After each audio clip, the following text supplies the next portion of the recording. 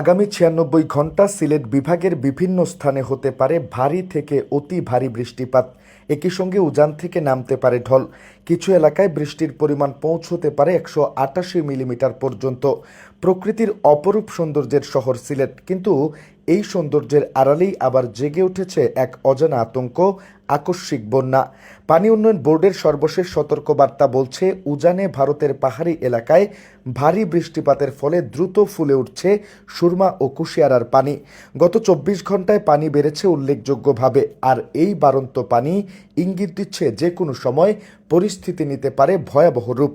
শুক্রবার আবহাওয়া অধিদপ্তরের পরবর্তী ১২০ ঘন্টার পূর্বাভাসে বলা হয়েছে, সিলেট, ময়মনসিংহ ও রংপুর বিভাগে আগামী কয়েকদিন বজ্রসহ বৃষ্টির প্রবণতা অব্যাহত থাকবে এবং তা ক্রমশ বাড়তে পারে। এর অর্থ নদীর পানি আরও বাড়বে, হাওর ও নিম্নাঞ্চল দ্রুত প্লাবিত হতে পারে। একই সাথে শহরে দেখা দিতে পারে তীব্র জলাবদ্ধতা। সুনামগঞ্জের হাওর, এখানে সময় যেন কৃষকের বিরুদ্ধে দাঁড়িয়ে গেছে। ঝড় বজ্রপাতের ক্ষত এখনও শুকায়নি, তার মধ্যেই নতুন দুশ্চিন্তা, আগাম বন্যা। ফসল ঘরে তোলার আগেই ভয়ে আধা পাকা ধান কেটে ফেলছেন কৃষকরা, কারণ তারা জানেন এক রাতের পানিতেই শেষ হয়ে যেতে পারে মাসের পর মাস পরিশ্রম।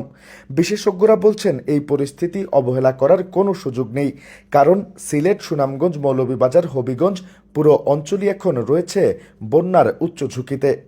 নিবেন্দু তালুকদার, সিলেট ভিউ, সিলেট।